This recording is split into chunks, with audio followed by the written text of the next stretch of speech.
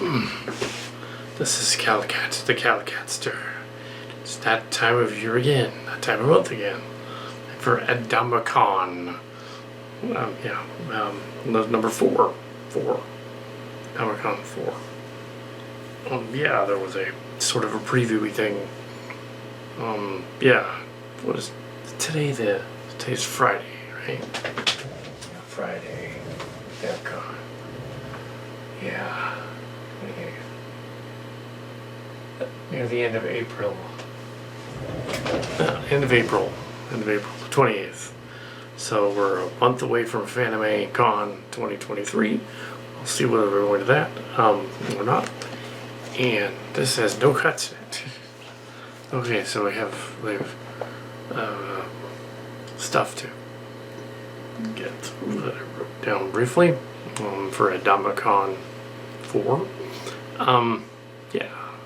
Been a lot of hiatus stuff lately. So Star Trek Picard just finished, and I didn't want to go in order though. I'm going to jump to the Lower Decks thing first. Lower Decks was several months ago now, and there was a scene at the end where the San Jose shows up. Should have been the Milpitas, but it's the San Jose. And so we had the Lower Decks costume and all that.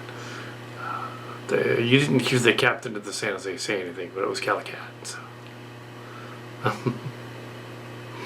Yes. Yeah. So anyway, so on to Star Trek Picard. It wasn't really fun. To Star Trek Picard. Season 2 was done by Mark. One of the writers was Mark Bernardin from Kevin Smith era. But they didn't do season 3. So I wasn't involved in season 3 either. Although the ship is something I was vaguely involved with. If you go back to the Star Trek experience, the Enterprise D model, the ship they used to recreate the set, it was not built completely from scratch. Parts of it were from the Star Trek experience that were rescued from it. It's specifically the bridge they didn't tear apart in 2008 when they tore the ride down. It's the one that they took out in 2005 when they tore down part of the ride to rebuild it. They have 2 bridges. They can operate the ride simultaneously, one side or the other. When you beam in, different simulators in each bridge. They took one of them out to put in the Borg experience. Originally it was the Klingon encounter, and then there were just 2 Klingon encounters going on. But then they changed it to a Borg experience, so they took out part of it. But the Borg experience. I was there during the tour thing and all that before that. Saw the 2 bridges and all that. My brother Robert, years ago, and many years ago. And went to the experience every year up until it was gone, really. But yeah, for a long time. On the set there, so much they thought I was part of the cast. I was not. There was a... although Kal Kat did not do any damage to the set at all. Of course not. Didn't write on it or anything, but he did take a sticker with Kal Kat written on it. Stuck it under the helm console down there. Ops console did. No, it was helm console. It was Wesley Station. And it's still there. In the high def in the Picard show. There it is. There in the bottom. They probably thought it was part of the gag thing. So I left that there.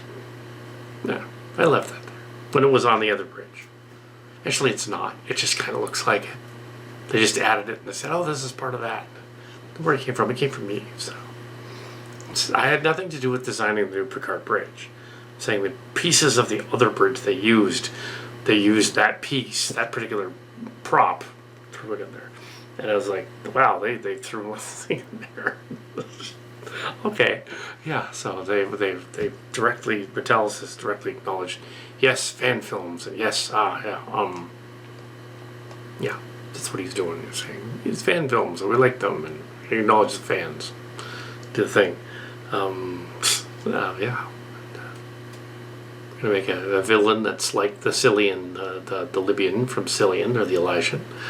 She's exactly like that character. We're going to just acknowledge the existence of this fan series. What's the Chimera? Yeah. And they did other things with that. Yeah, they ignored the Girardi Borg. They just did another Borg queen. I'm figuring if they have Borg queens, there's probably queens like presidents and every important ship, the Borg. And it's not just one lady, it's a bunch of them, because otherwise it doesn't make sense. Yeah. Voyager, the other queen the Voyager encountered, the one that fights Picard at the end of this one, only has the information from the other one. It's not actually the same lady. Because Picard killed the other Borg queen, like, during Best of Both Worlds when the cube was blown up. And then there's another queen that met her in First Contact. So it's different Borg queen. Yeah, so the claw marks on the set there. As far as that, yeah, so that works too. So what's that? On the Borg set as well, the simulated Kal Kat. The story was very much like Pure Borg War and Perfect Plan. The Perfect Plan was basically season 2. So yeah. This is the season 2. So yeah, including a suicidal mother of Picard thing, because people with mental issues played into the on-location stories heavily, the Cillian stories as well heavily. So yeah, there would of course be somebody like that. You have the new one. You have Picard's son given space powers because he has a mental disability, which is messed up. But apparently it's Borg technology that's infected the young people and made them into the Borg from Starship Locations Cillian realms. They're literally the Borg, and they take over and they try to blow up the Federation. That's literally what our characters did several times in those books. Came out in between 2017 and 2022. There's even a new one, the Trek Corps. We'll get to that later. So yeah, they've been doing that for years. And yeah, even though we weren't directly on the set of Picard, our influence is felt on set without knowing it. Then you have Larry Minishek from Star Trek going on about how the fandom is overstating its appearance in the Star Trek lore. It's just that we're on the same wavelength. It's kind of what he was getting at. The writers know what they're doing. And what I just say, the writers and producers know what they're doing. And the fans think they might know what they're doing, but they don't. Yeah. I've even been a showrunner on my fan films and writing my stories. I can say that yes, many fans don't know what they're doing. I went to school and learned how to do it right. So, but yes, many of them don't know what they're doing. Well, my claim to fame back in the day was those 2 books, the 2 Star Trek spec scripts, which have new life. There's something on about that later on. We'll get to that later, if I remember it. So let's go on to Star Trek Picard. Yeah, it's awesome. I didn't want to give away much. Mark Cars hasn't seen it yet. Hasn't seen the big reveal. Hasn't seen the Kal Kat sticker stuck there. And all that. Yeah, Starship Locations. He did go with me to that ride once. I went several other times. I went on that ride so much that some tourists from Asia thought I was Robbie McNeil. I'm not. That was funny. No, I'm not. And at first I didn't know what they were doing, and then I figured it out because I went into the Quark's bar set. I was at the experience, and somebody there also thought it looked like Robbie McNeil. Robbie McNeil was up on the screen. The Voyager episode was playing. I was like, oh, yeah, vaguely. No. Yeah. His cousin or something. Yeah, I have a Romulan ale then. I thought, okay. So I did add a Romulan ale. It's illegal. The border ship carries it over the border every now and then. So Romulan ale. It's just beer. Painted blue. It should have been something stronger. Anyway, yeah, so then we got on to Starship Locations. We'll get into that. The two spec scripts that I wrote for Deep Space Nine and Voyager. First one was called Fearful Symmetry, Deep Space Nine one. About the changelings and stuff, very similar to this story, actually. A lot similar to this story. It's on Picard with the evil alien lady threatening folks. Very similar. A piece of it became an episode called The Ship, and was heavily rewritten. There was a rejection letter. It was sent back. But it was sent back after the end of the series, and nice rejection letter, actually. It said, you have a good grasp of Cisco and crew, but we were doing something else with a female Vorta, and you wouldn't have known. You weren't in the writing room. Keep writing. And then the Voyager one was the Arbiter. And that was actually very similar to a Strange New Worlds episode last time. One like that one. So that one was very similar. That was very similar to not the Ursula K. Le Guin one, the other one, the arbitration on the planet. Yeah. The other one, different one. So the Arbiter was a Voyager one, and that one was rejected because too many Tuvok episodes that season. They held it back to season 6, stamped it again, said, we might call this guy, and they didn't. And they sent it back, and they said, luck of the draw there to Deep Space Nine story. And years later, I encountered a person who had found the Gomelt script and was making fun of it on their website. And the other person who was the writer of Star Trek Voyager, and she was actually, this other writer of Star Trek Voyager was one of the Lolita Faggio script coordinator's underlings, so to speak, Linda Snodgrass, and she remembered the contest who was in it. Of course, she was just humoring me that she remembered my script. She didn't, but it's nice to know that somebody I was there. I probably looked at that. That stamp was probably me in Voyager. She was just being nice and grandmotherly. I doubt out of thousands of horrible scripts she got, mine was at least pretty good. So in the time since last year, we released yet another book, the Trek Core Experience. It was on the Trek Core ship as well. So we were actually doing other stuff other than Starship Locations. We had moved from Trek Web to Trek Core, and we were doing that. We'll get to that in a moment. I got to get to the script. So, Starship Locations. The season 3. I wrote season 3. So season 3 is written.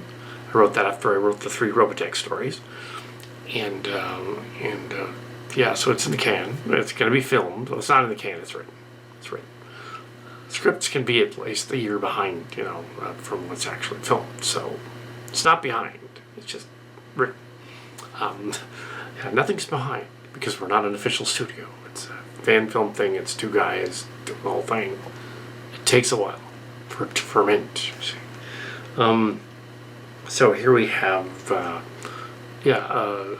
found the earliest version of Fearful Symmetry and the Arbiter. These 2 Star Trek episodes that I said that I would never reprint them because they had already been done as Star Crackers, just because they had been. But the originals are worthy of being in Starship Locations, so I rejiggered them as a Strange Worlds story, put them in the universe of Dax and crew, and DS9. It's in there too. But so we're getting a Deep Space Nine homage, the Fearful Symmetry, and we're getting the Arbiter of Key Draconis, heavily rewritten version of the Voyager one. With Old Man Tuvok. And that's another thing that Metalis and them wanted to. So we knew some of the Picard stuff. So like, what can we do with ours? Okay, we'll have ours. You'll notice that ours has a scene with older Tuvok in it. Theirs does too. You'll notice that we have a Borg Queen sort of evil lady at one point in that episode. Did that too. there's some similarities. And they'll say, oh, he's just ripping it from Picard. Actually, ours was being written while we were filming Picard, so that's impossible. So it's not connected. It's finished matter. Ours were finished, before, ours was being written, so we wouldn't have known. It's more like they knew we were going to do Tuvok. We did Tuvok. That's kind of it. We did Evil Space Warlord. Yeah, we're going to do that too. Also, the Quentin Tarantino unused script for Star Trek 13.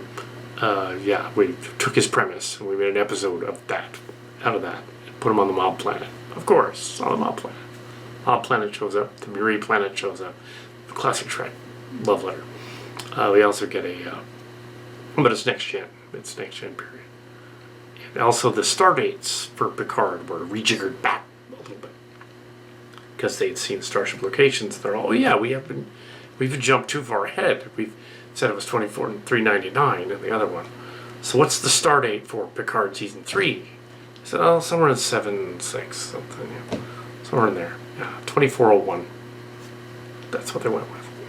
Our stuff is actually set a year after the events of, 6 or 7 months after the events of Starship Picard.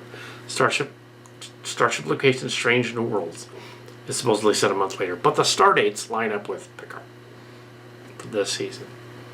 So it's weird. It's like this alternate universe where this other Dax thing is going on, where they're doing the Star Trek Destiny thing and all that. We've given the story a name. We've given it our version of Strange Worlds a subtitle. Star Trek Destinations is the official title. Star Trek Destinations was approved last night by Kal Kat and Mark's Cards. That's the name of the 3rd season. Cool. The Robotech one is Robotech Meets the Transformers. Yeah, that one's going to be first before we do season 3. If we can just get around filming it, but we're not behind. We really aren't. It takes a while to do it. Let's see. I have a Trek core book. Oh yeah, I think I don't know if I probably brought that up last time. Just in case I didn't. I did a blog book of the Trek core stuff. The stuff we couldn't put in season 3 of the upcoming series, because other people's blogs about us, other people's blogs about the road to the 2016 Star Trek Beyond, the road to the Gemelt stories and that saga and all that. We couldn't really put that in there, so parts of it are in one episode, but we really couldn't do that because we're in the present. We're in 2023. No reason to go back to 2016 and figure out what's going on there. So it's a lot of that stuff in there. It's about the epic saga of a fan, of super fans, Star Trek super fans of various kinds spreading across the galaxy and literally influencing the birth of Star Trek Discovery and Strange New Worlds and all that, which they did. They can deny it all they want, but we had an influence on that. We did. We weren't there in the studio. They can hire us at any time. They know where to get Kal Kat and Mark's Cards. Adam Brown and John Yeager. Look them up. Like, okay, we want to hire you guys. You've got some neat ideas. Let's come and pitch for real. Even though you're not famous, we're going to let you. We're not going to let Mike Gamel pitch, though. No. Actually, he did get to pitch. He got to pitch to Starship Locations. So he did get to pitch to us. He said, yeah, we'll use parts of your script in the written form, but not as an episode. In written form, there's parts of this episode. One on the one before the Fallen Planets one, the Key-Draconis one. So yes, the Arbiter of Key-Draconis goes back to the Key-Draconis story, but as was noted in the by websites like Steve Shives, the Trek Actually website, as he noted about writing for Star Trek, because even though he's just a fan that hasn't written anything for Star Trek at all, but he has a lot of good ideas and insights and stuff, and he's going on about how the fan film things and how they come up with with the armchair quarterbacking of a typical story, and his friend and him would do the Picard thing, and his friend would like it better, and he'd be vaping, probably weed. His friend would be like, hi, and he'd just go on about it. So yeah, so they were going on about how to do a good Star Trek or sci-fi story, generally good concepts that he had. So season 3 was heavily inspired by Steve Shive's story on how to write good Star Trek sci-fi. So the Key Draconis one with where we have sort of a Mike Gemmelt parody, Mike Fennell or something, I think his name. He shows up, or Albert Fennell or something. He shows up in the story. He shows up in 2 episodes in this season, and currently, so in the story. So he's like, yeah, I wanted to pitch again to Star Trek, and it's affecting the universe, and so they have to go. So he's acting like a Q. He's messed with this one planet. He's like doing his Q powers on the planet. See, that makes it interesting. It's like if he was just a guy saying, "Oh, I lied. I didn't really pitch to Star Trek," because obviously I couldn't have. At least that's not interesting. But if he's a trickster Q kind of guy, and he goes to the planet, and he's affected the planet's culture by breaking the Prime Directive, pretending to be a Star Trek person, then it's an interesting story. And you're saying, oh, okay, this guy is sort of doing the Rasmussen thing, the time traveler Next Generation, or the Q thing, or the Ardra thing. The Ardra, the devil from Devil's Due, is coming in and he's going like I'm going to swindle this planet that doesn't know any better into thinking that I'm this awesome guy that knows everything about Cillian space and Star Trek, whatever. He doesn't, so they have to send the Star Trek people in there to deal with this charlatan.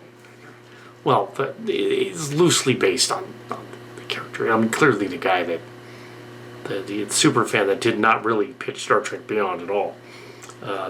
He wasn't a charlatan. He was just not all there, and just thought that his deluded into thinking he pitched to Star Trek and he didn't. That's a completely different thing. But this character in the story is different. So it's not exactly. He's not making fun of the real guy. He's making fun of a caricature of something. So it's not making fun of the real guy. Yeah. A character like that guy in that situation. Sort of like how you have Captain Shaw in Picard acting like some people that we knew of in On Location, but isn't exactly. It's not exactly that. It's not exactly. Coincidentally, I actually saw the guy that he was loosely based on. Like, oh yeah, last Sunday. Yeah, he even had a beard. And I was trying to be this other guy from Lower Decks over here. Lower Decks picture. But yeah, there's the captain of the San Jose. So we'll go on. Okay. Yes, it was me. Lower Decks, yes. I was playing the Henderson guy, or Ransom.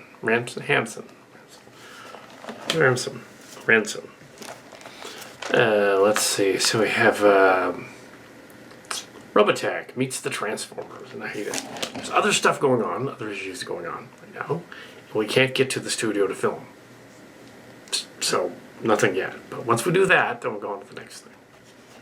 Can't just do like a recording behind the scenes thing. Yeah.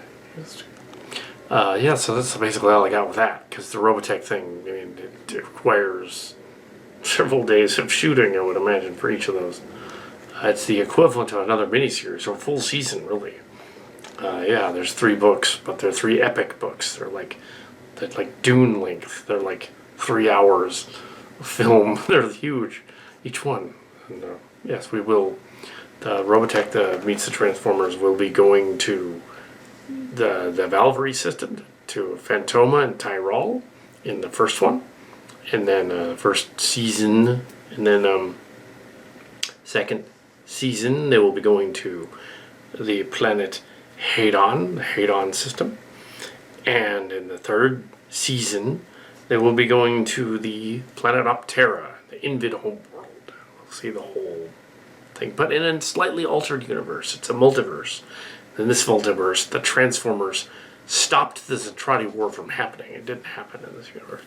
They stopped it. They made peace. Also, the pandemic happened in that universe, and it messed up the Zentradi as well. So, the Zentradi are on our side, and they decided to go to the Robotech Masters homeworld. And this is a direct sequel to the events of All Transformers MUSH and Space Bridge and Lexicons. And not so much Lexicons. Lexicons is kind of its own thing.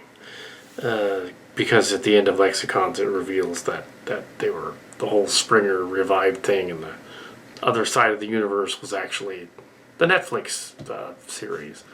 They pulled them out of the Netflix series and saved them at the last minute. But yes, but in this one, it's after Shared Hallucinations, the episode from 2 years ago. And they've rebuilt the SDF-3. It's the SDF-3A. It's an awesome model we put together over the past year, and it's awesome, and I can't wait to film on it with it. It isn't actually on camera very much. With spoilers. The ship is not the story. It's there. It's a character. The ship is a character, just like Steve Shives just said. The ship's a character, but it's not central to it. The action on the planets of each planet they go to try to liberate, that's the important part. Trying to go to the Robotech Masters homeworld before they got there. They discover the Transformers and the Haydenites have already arrived there, and they've messed with it, and the Invid are already there, they messed with it. So it's all garbled. But that makes it cool, because they can do their own thing. And it is cobbled together from stories from Lexicons that were rejected from Lexicons. It might sound bad, but it's not. And they're heavily rewritten to be part of the Robotech meets the Transformers. And Rick Hunter, Max Sterling, Lisa Hayes, Maria Sterling, Dana Sterling, the whole cast is back. And this, and our version of the Sentinels. Finally, they're going to do our version of the Sentinels. This is 1987. They had a Sentinels TV series. They didn't make Robotech the Sentinels. We're going to do it. And you're going to get to see it. So that's very exciting.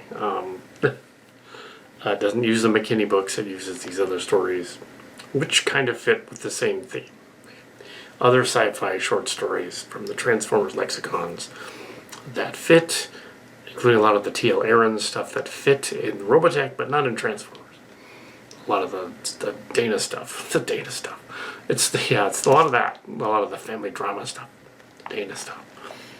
That's his stuff. We did tone it down, though. We took out all the messed up, most of the messed up stuff. We left some of it.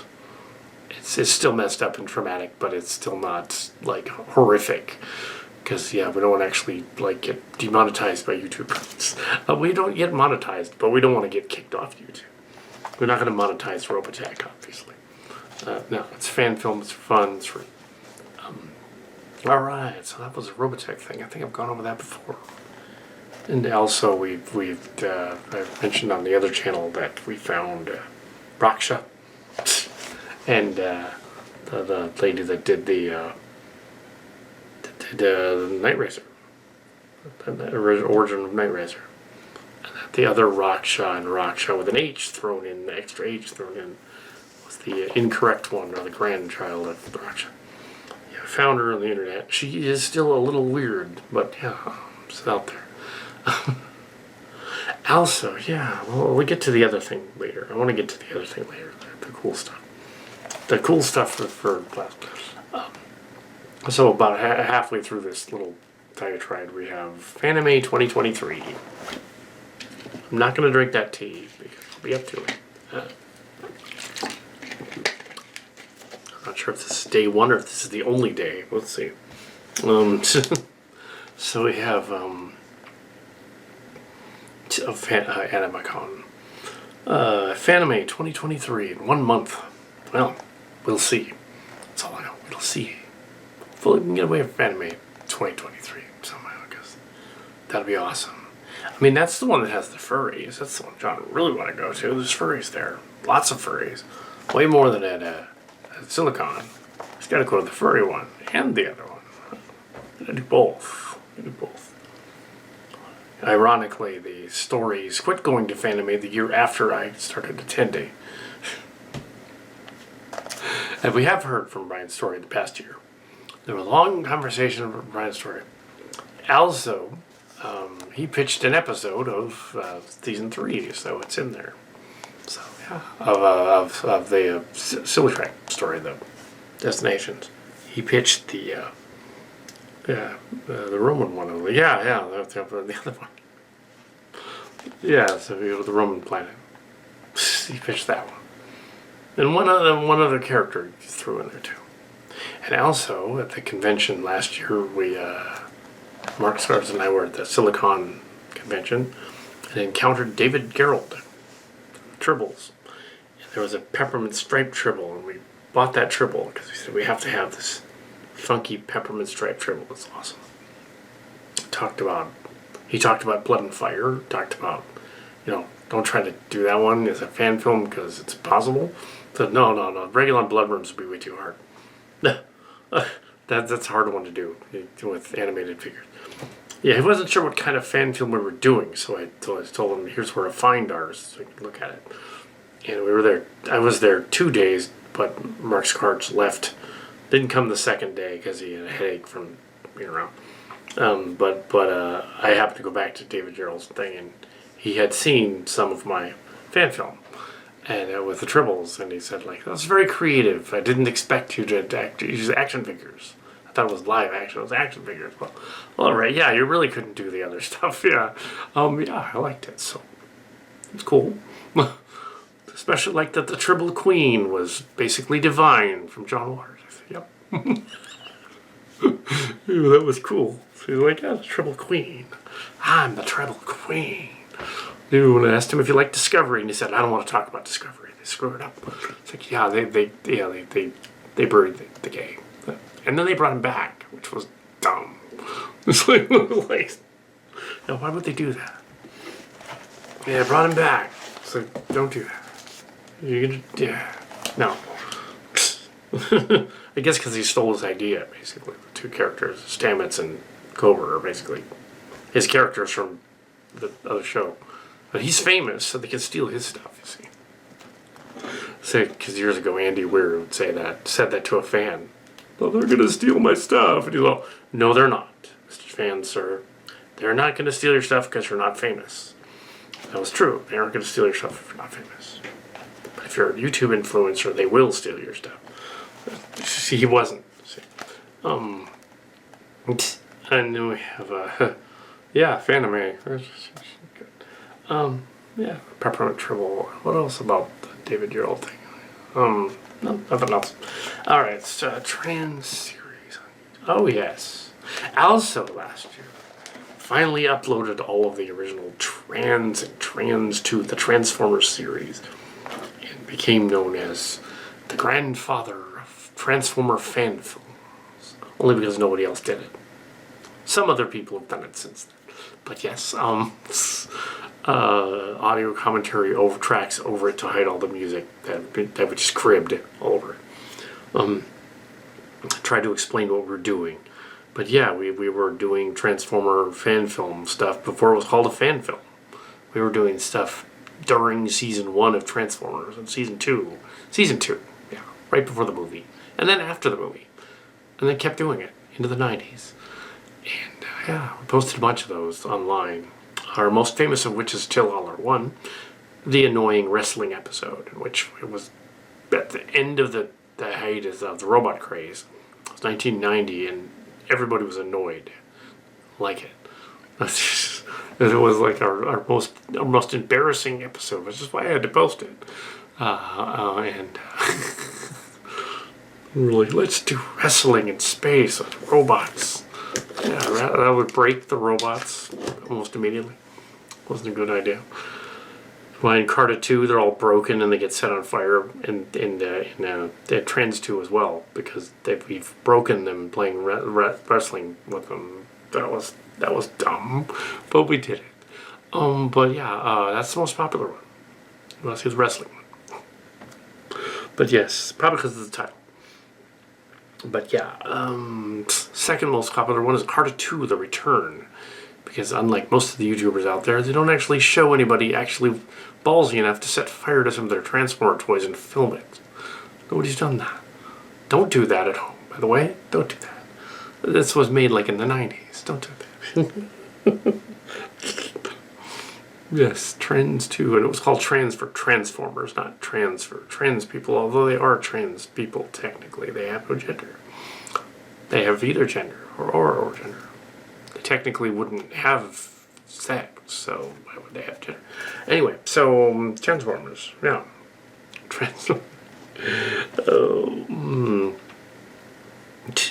So then we come on to the oh yeah, it was hinted at last season, was the last episode was last year.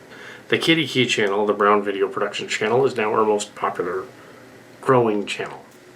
It has all the Brown videos, including full video archives and picture archives of lost footage even from the Disneyland trip and stuff like that, which is the most popular. One of the big videos is the lost footage from the 2010s. For some reason, people like that one.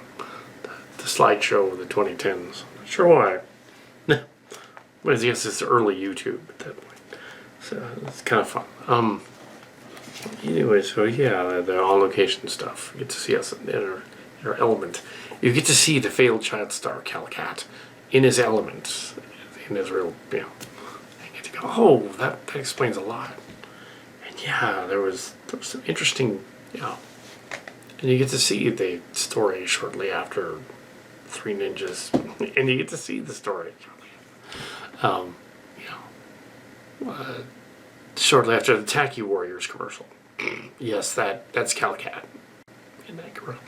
The Toy Galaxy, which is now called Secret Galaxy, because apparently they got in trouble. They had to change their name. And now it sounds worse. It's called Secret Galaxy. It used to be called Toy Galaxy. They happened to play the Tacky Stretchy Warriors commercial.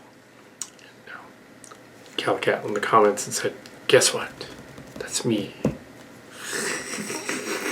I wanted to do Transformers, but the day they did the commercial thing, they were doing a Stretchy Warrior, so oh well. There's all, oh shit, oh. Ew. But yeah, no, it's the same Izod shirt and everything. Wow. It's crazy. Braces and everything. Other one friends did a Transformer one.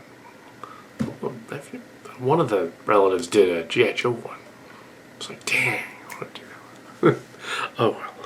Anyway, yeah. And then we weren't allowed to do commercials ever again. But yeah, oh yeah. Don't put that on the IMDb. I don't put that. Let's see. Yeah. So the Kitty Key channel, the Kitty Key used to be the Kitty Key channel. There's lots of Kitty Keys. It's the other one. Yeah. Now we come to Rise of the Beasts. Yeah. Okay, we're still good. All right. Mark's Cards may attend Silicon 2023. And I think it's in October this year. So Mark's Cards may attend Silicon 2023. She'll see. And then we come to Rise of the Beasts trailer. I'm sure everybody has seen the Rise of the Beasts second trailer. And is immediately drawn a parallel, especially the hundreds of fans that are on my channel. I've seen my fan film. Hundreds of fans that are on the channel. And by the way, like and subscribe to both my channels. This will be on the Location Cat one. That was on the Reviews channel. Usually the fan films appear on the Reviews channel or the Chimera channel. Yeah. So yeah, Rise of the Beasts. Rise of the Beast. Which is literally The City That Time Forgot. The movie. Which was a spoof of Transformers movie, and this one is too. It has Unicron. It has it's also Transtech. It has the Beast Wars in it from Transtech. It's the Scythe of Destiny kind of, because the dude looks like the Scythe guy. The bad guy, Nemesis Prime looking dude that they call Scourge. Looks like it's an homage to Robots in Disguise 2000, which is based on Car Robot. Yeah. Transformers Car Robot. And ported over here as Robots in Disguise. Beast Wars meets the Transformer. But it's even grown. Okay. That's what I got from it. Nightbird should be Night Racer, but Nightbird is fine. People will recognize that more. But it's Night Racer. That's who it is. Yeah. Scourge is Nemesis Prime.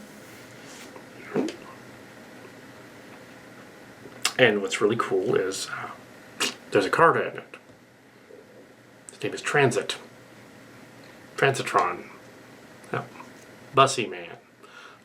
No, Bussy also means something else, but I don't mean the gay version. I mean Bussy Man. Jason Cranston. The Robotech guy from years ago. From the Pineville days. Out there. There's a Transformer Bussy. They've done a Transformer version of your character. Mr. Cranston. There is now in the Transformers movie, in the Lexicon. Not just in McVerity's Busman. He's going to be in this movie. As a Decepticon. Should be an Autobot. But yes, Bussy Man. Playing gunship. And he's in it. And that's awesome. So yes, they have seen Transtech, the people that are doing the new movie, and they're like, yeah, let's include this fan guy stuff. Even though he's not famous, even though Andy Weir said, they're not going to rip off your stuff. Yes, they are. The Transtech thing was probably like, and I don't mind. The Transtech thing, you know, even though I don't have a lot of subscribers, we have we have over 1,000 videos on that channel. And we have 50,000 views. So a lot of people have seen our stuff and they don't realize we don't have a lot of subscribers. We should have a lot of. So we used to have thousands. They took them away. Now we have hundreds. But we can have them again. Because somehow it's an influence on even the films. And it always has been. You can go back to Dark of the Moon, which was basically Transtech as well. And they had like the Transtech thing and Dark of the Moon, Chicago, and all that. It's right out of there. Yeah. Or that crowd scene and shit.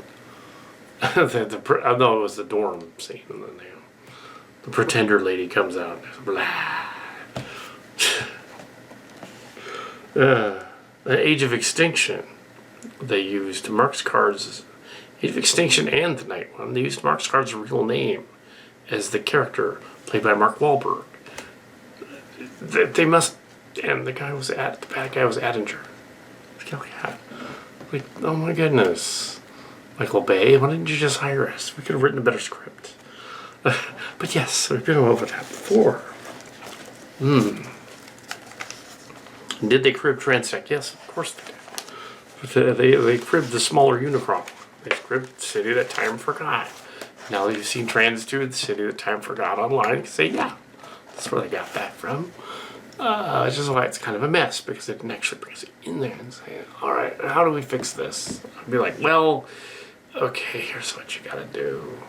Taking a page from Steve Shives or something. Here's what you gotta do. You gotta take this, put this here, and yeah, just make a coherent story where they're on a quest to fight Unicron like in the original movie, but some key to their I guess they're using cyber keys and space bridges, so it's a space bridge movie, which is cool because I don't mind.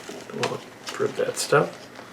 After all, I figure if it's like, you know, when fan film people complain about, you know, that kind of thing, it's like if you're taking someone else's story and playing in their sandbox, you kind of don't have any right to it anyway. You have to do whatever. They can do what they want. But yeah, but Bus Man or Transit Man is not one of my characters. It's a guy named Jason Cranston from Pinehill, so years ago. So it's his. It's not mine. It was play with the toy, but not build the toy. No. Mine was Exit Law Bus. It basically sounded like Clint Cowpoke. There's Clint Cowpoke. you know, and School Bus Man as well, which was Tim's.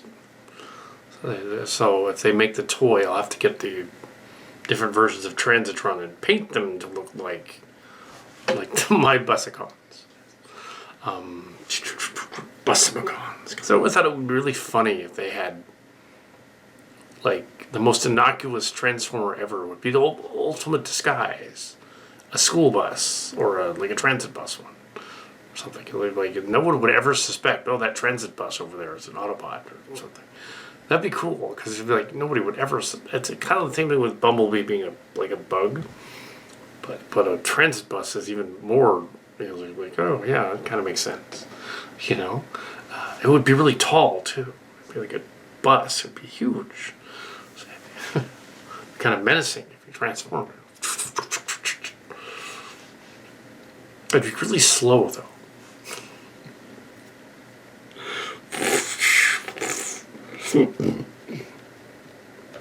I am Transitron. Clang. And of course, man splatter. Prime says, let them come. Q&A. Let's finish tonight's episode. I don't know if there'll be... Well, maybe there'll be another night. I don't know what we talk about. Q&A. Kind of already did some of this stuff. Yeah, what's going on? What's the hiatus? Well, the family drama stuff is going on. So, yeah. That's why there's a hiatus. Let's see. What's the other thing? Any other Q&A stuff? Yeah.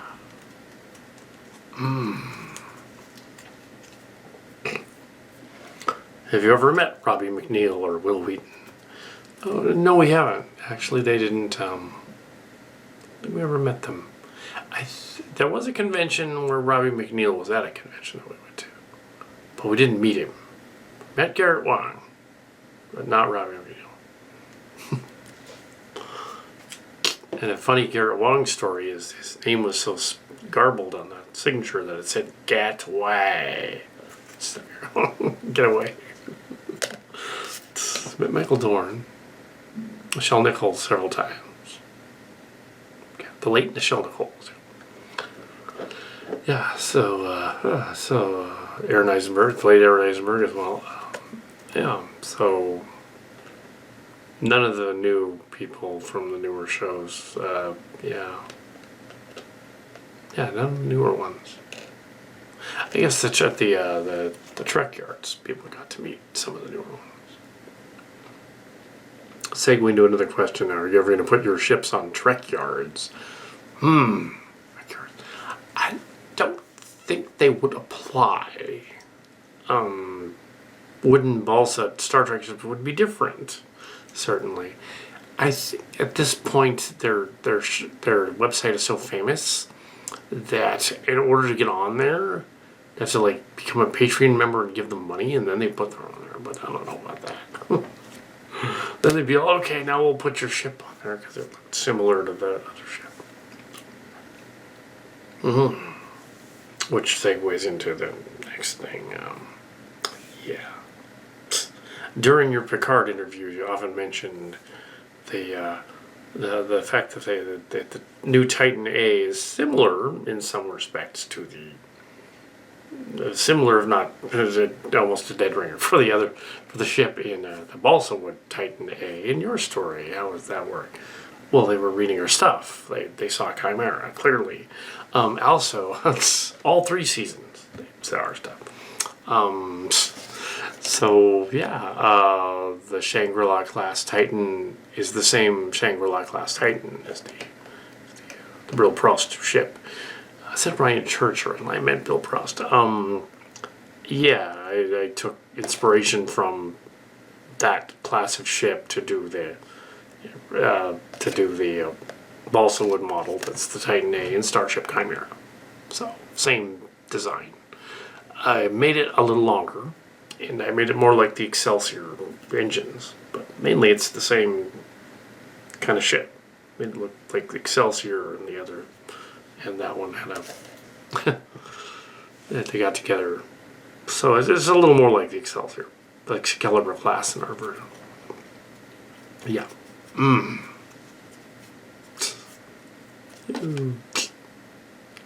there's an old one, huh? I'm not actually reading them, I'm just sort of pretending to. So I was asking about Star Trek Excalibur. Okay, you talked to Brian Story. Did you bring that up? Did you bring up the, what was that about? The fans want to know. Was the other Star Trek fan film you've ever been in? There weren't directly. Well, Star Crackers is kind of a Star Trek fan film, but if you really think about it. That was 1994 when we did that. 1992, 94, and then anyway, and then we did a later version in 2005 and 2015. But I think what you're referring to is Star Trek Excalibur. Star Trek Excalibur, yeah. Joe Charisman, the costume guy's Star Trek homage that he was going to do. And at the same time, we were going to do our Starship Chimera fan film. Our fan film, which became the action figure one and the Starship Locations one you know today, the 2019 release, and the subsequent sequels, spin-offs in, so that, our fan film, still on the air, still wanna, so,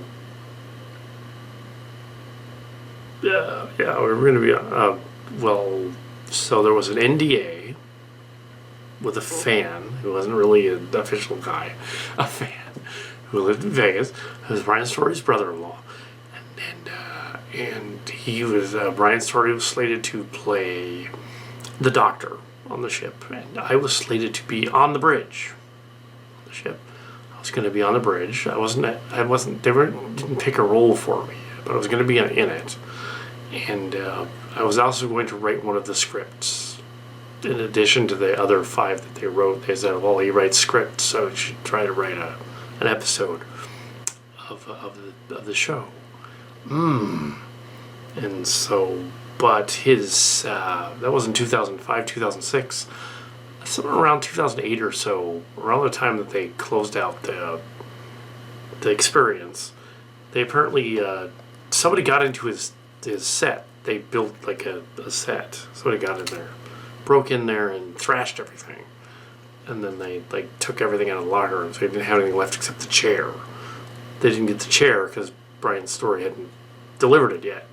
They still have the chair, so they still have the chair.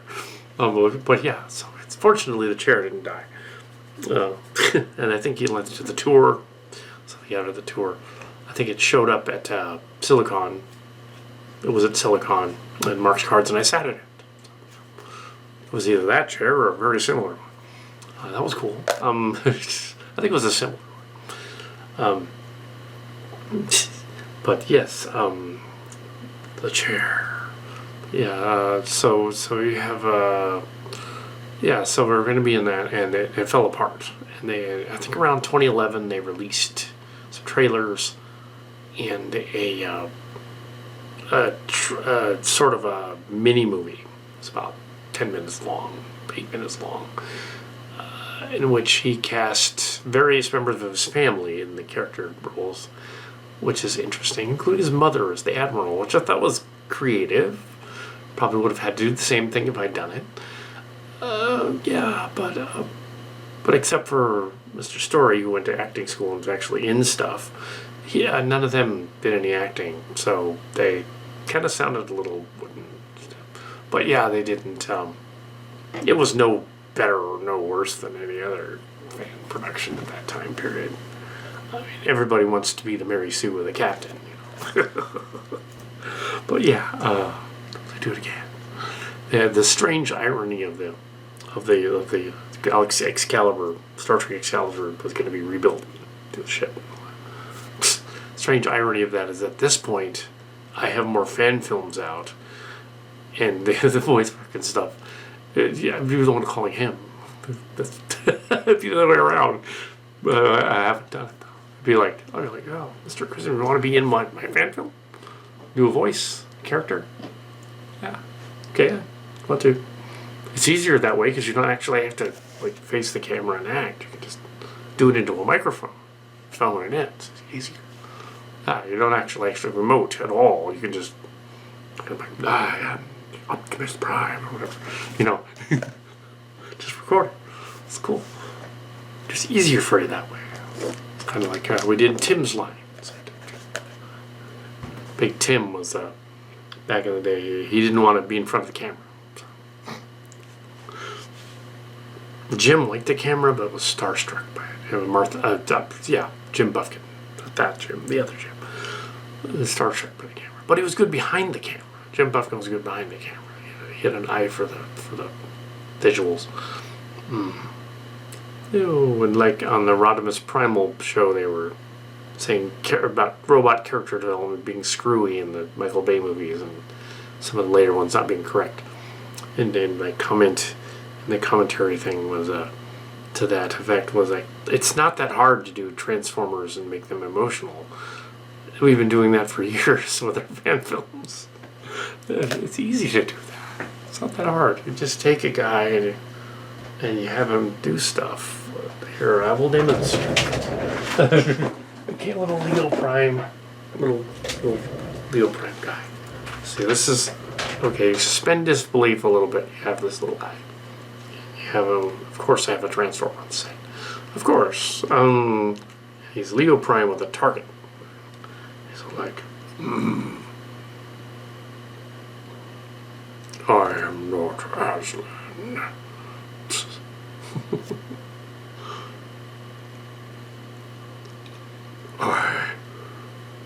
I need you. Something like that. To be or not to be? That is the question. Something like that. Emotion. Or maybe he's a valley girl. And he's like, oh my god. Oh my god, you know what Susan said last week to Karen? Oh my god. Yeah. There you go. I'm the most manly robot around here. Clang. The cheesy one-liners. Yeah. Cheesy one-liners. So oh no. Clang. How robots can emote.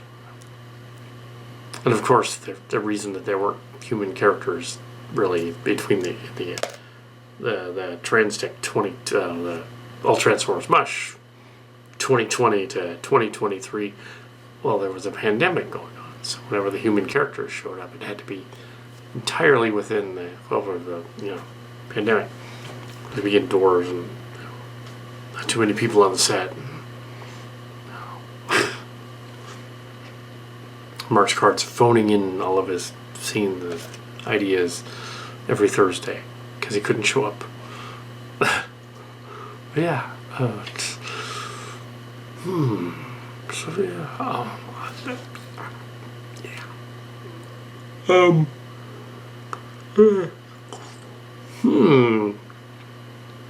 Is it?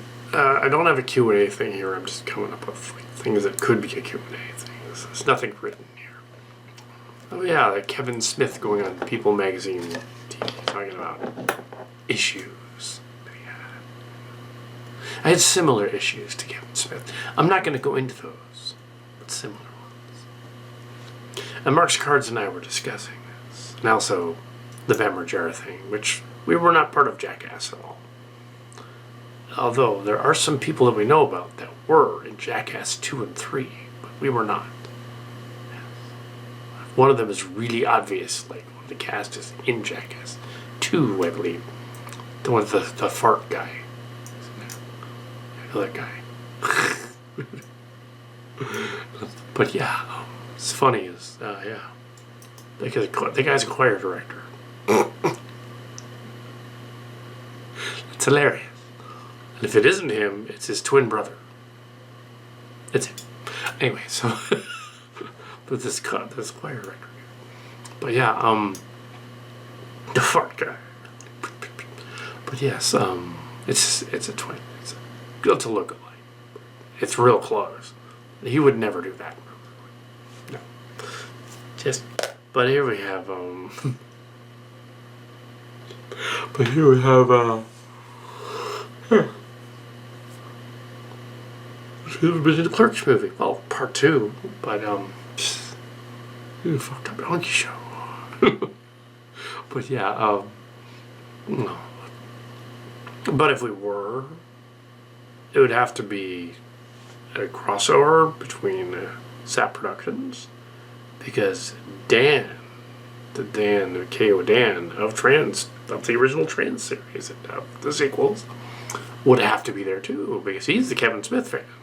We are too, but he was the bigger Kevin Smith fan. If we were ever to go to like Jersey and see our sister in Jersey, we would have to visit the Quick Stop. We'd have to visit that place where they did the comic shop. We'd have to go there, absolutely. We'd have to hang out there, even if he wasn't there. Or go to Kevin Smith's movie theater. With our luck, though, he wouldn't be there when we got there. But yeah, we would have to see that stuff, because absolutely. Scum and Villainy Cantina in LA, we'd have to go to that. But yeah, we're not famous, so they'd be like, who are these guys? Get them out. Weird fans. But if I do see them at the Scum and Villainy, what I would like to do. The Scum and Villainy. Nothing, of course.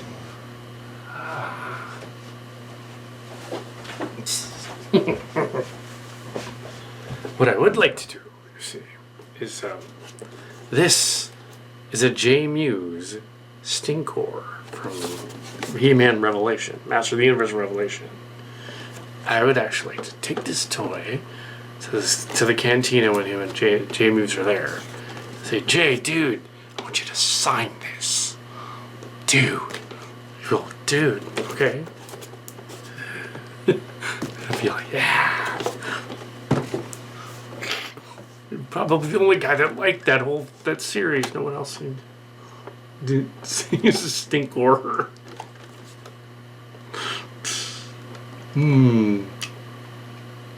That's funny. Yeah. The thing is, J. Muse played this character on Revelation. So you have to sign it. You have to sign it. Yeah, maybe I'll be at a convention. So you have to sign it. And you're like, okay, dude.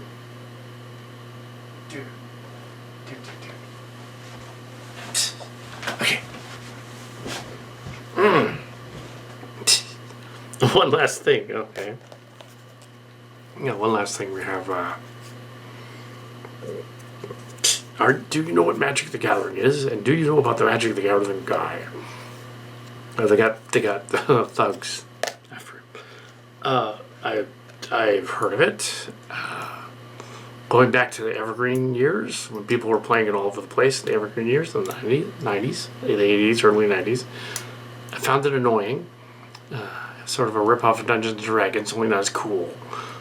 We did D&D, and we did Star Trek and Champions and stuff.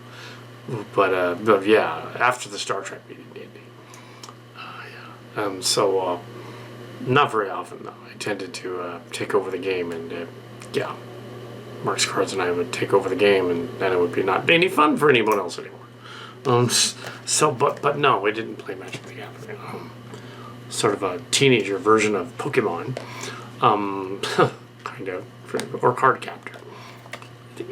Card Captor more than that.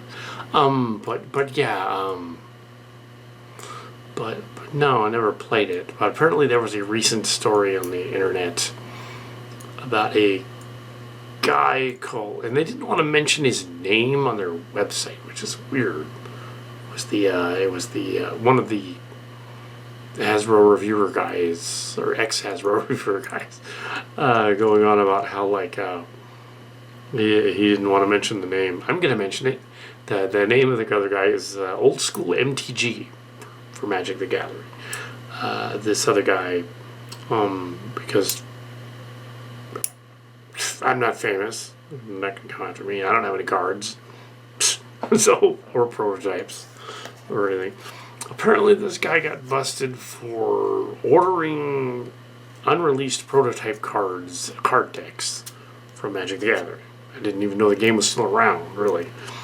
Wizards of the Coast was bought out by Hasbro years ago. In the 2015 era, somewhere around there. 2017, somewhere around there. Along with a bunch of other ones. D&D is also Hasbro now, I think. I think they're, I love Hasbro. So this one guy, this other guy, he was annoyed, and he's like, I'm going to stop collecting the Hasbro figures now that this guy got in trouble. Like, no, that's dumb, dude. You know you're going to go... You know you want the plastic addict thing, like TG Omega. This is a different guy. TG Omega probably wouldn't care either way either. If he's like, no, you're gonna go in there and you're gonna be like, no, I want to keep collecting Hasbro. That's what I do. It's bread and butter. That's what I do. I collect Hasbro. I collect Playmates and Star Trek too. Yeah, so I'm not gonna give up just because one guy got harangued for his magic cards. It's messed up. Not a lawyer or anything like that. But apparently they sent Pinkerton guards to his house and tried to get... Or Wizards of the Coast allegedly sent the Pinkerton guards to go to his house, which is weird. Harangued his neighbors and then harangued the elderly neighbor and then harangued him. This guy, this old school guy. And it's like, why didn't he just call the cops? That's what I'm gonna... And there was a bunch of people commenting on this other guy's website saying, oh, dude, I totally would have fought them off. Killed them. It's like, no, you wouldn't have. It would have been stupid. Like keyboard warriors get brave and stuff. Like guards show up. No. If the guards show up at your house and they're not cops, you call the police, and the police show up and they arrest their ass and kick them off. Come on. Some weird guard dude with no badge and no shows up. He's like, not let you in, dude. Screw you. What are you gonna do about it? You're gonna do nothing about it. Exactly. He's like, no, I'll let you in. Oh, you don't have a search warrant. You're like, oh. If I got something that I shouldn't have, I'm gonna give that something back to the company or the cops. And you can search their impound. That's what my comment was. You can search their impound. Of course, he claimed that he had millions of other cards, so he's clearly sort of a scalper, I guess. So that's not good. Or a toy scalper. So if he's got millions of them, then he got on their radar somehow. So yeah. In which case, if he already knows that he's a scalper, then he should probably just have somebody scanning each box that comes in to make sure, an inventory guy, and they're checking it out, going, or girl, they're checking it out, going like, okay, we got this weird box, we don't think we should have this. We have to send it back right now. And then when they come to the door, you say, well, I sent it back because it wasn't mine. Yeah, so I sent it back. Stored, I turned it into the police, actually. You're never going to get it. No, I just sent it back. Give it back to the postman, said, it's not mine. It's in the postal mail. You have to go find it. Screw you guys. I'm going home. Yeah. But obviously there's something else to that story other than guards showed up and would get his magic cards away from him. There's obviously some other thing to that story. It's not just literally, come on. He must have done something to piss them off. And then he didn't call the police afterward. He should have. Unless the problem is that he's not white, which I don't know. If he's not white, then maybe that's the problem. The Popo's like, well, I'm going to arrest your ass because you're not white. Maybe they're racist cops in his neighborhood and they don't want to, hey, that's what it is. He couldn't call them because they would have just arrested him. Well, then you throw it in the trash. You just take the cards and chuck them in the trash. It's like, I threw it out in the trash. I don't want it. Go to the landfill and look it up. Threw it in the trash. But yeah, I don't know. I don't have any magic cards. I don't have any cards like that. That's some old baseball cards that they gave to me. But, yeah. They're not worth anything. Maybe that old Tommy Lasorda guide. But good luck finding it in here. I don't know where it is. But yeah.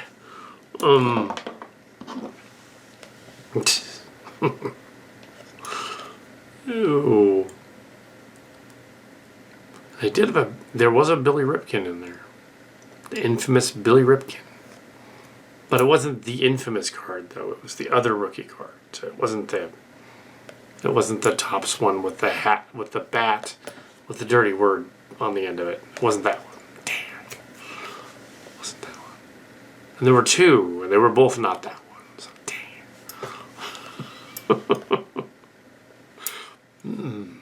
Want to look up the Billy Ripken thing? You can. If we get demonetized, flagged off YouTube. But you can look it up. You'll find it.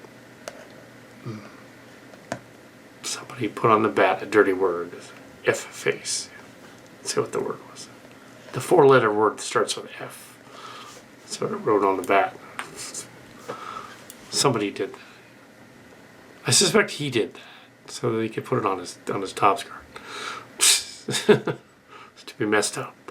It's like, I may not be famous for much else, but putting my name in dirty word. Yeah, so this is the end of the evening tonight. Yeah. AdamaCon 4.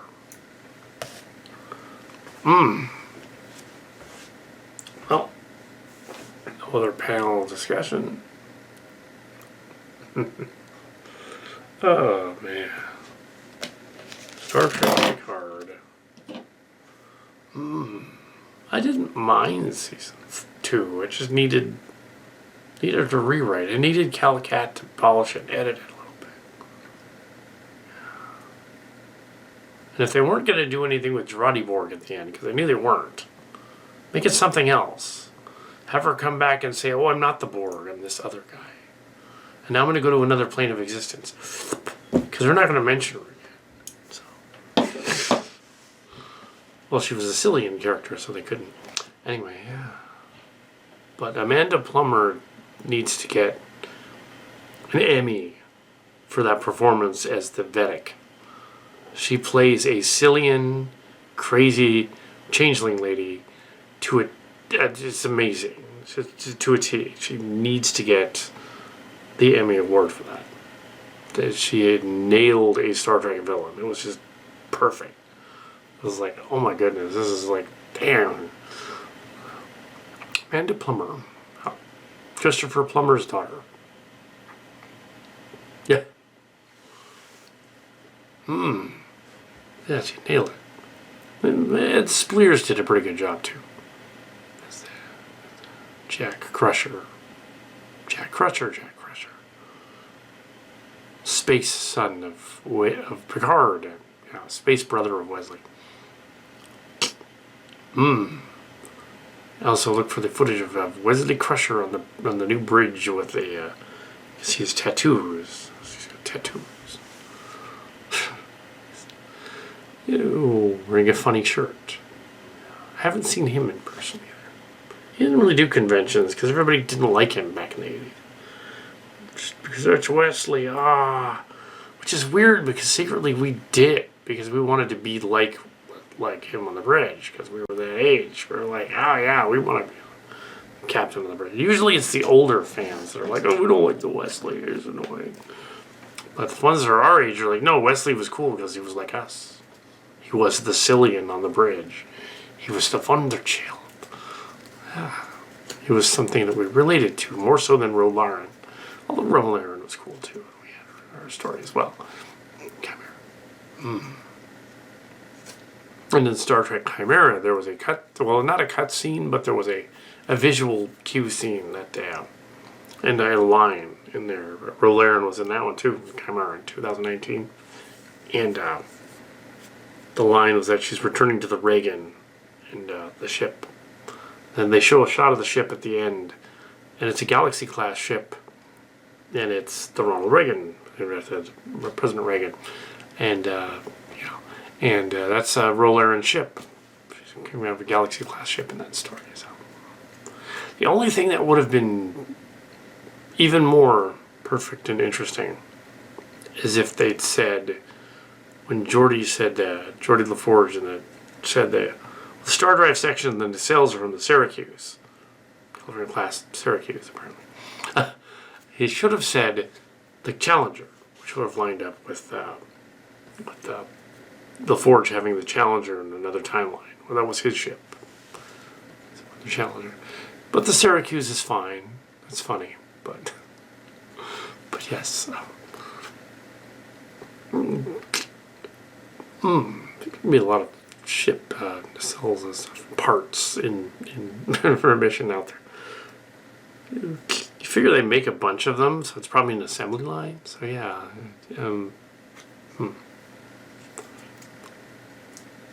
The Voyager was also in the Chimera. The Voyager came in to save them from the planet in the Chimera.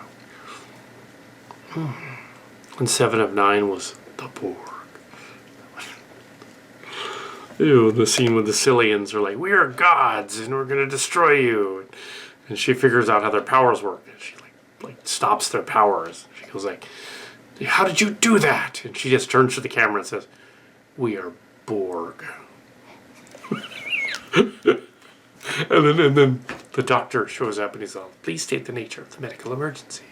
And he's like, the Cillians are overestimating their powers. They're not gods.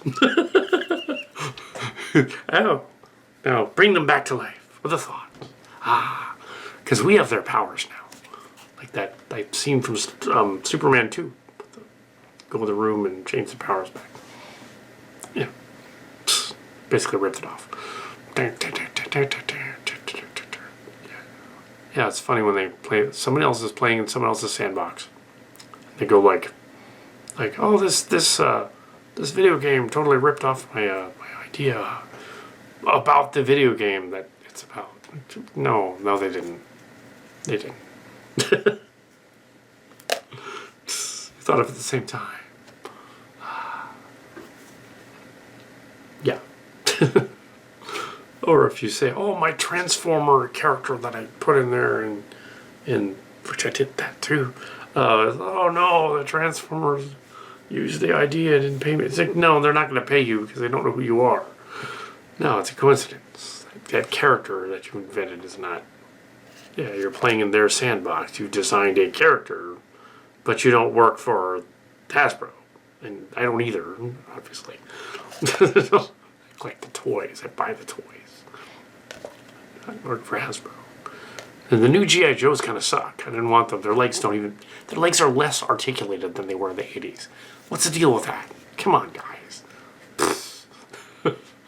The Reflect company that's doing them is like, why? Messing them up. Come on, you make the legs articulated. You could do it in the 80s, 90s. Come on. And Toy Galaxy or Secret Galaxy was reviewing G.I. Joe Extreme as well. It was Extreme. Extreme Ghostbusters. Extreme G.I. Joe. G.I. Joe Extreme was not good. Although it did take place in 2006, the same time period as Transformers Season 3. But yeah. That didn't work. Just odd idea. Well, muscly. It is interesting though that the infamous Rob Liefeld was one of the inspirations for that show. It explains a lot, actually. Yeah, infamous artist. He was at Marvel and DC, and then he went on to do Image Comics with the other guys. And he infamous because he's a famous artist, but he could not draw feet or hands to save his life. He just could not do it. Could not. So the feet would either be weird, all the feet and the hands would be all, they just look strange. And we'd draw them all muscly and like they were massively on steroids and stuff. But yeah, but he was famous, so he was extremely good. Oh, Transformers. I leave you with this poster. Alt Transformers MUSH. The movie. Transformers: The Rise of the Beasts. Yes. Yes. We're not famous.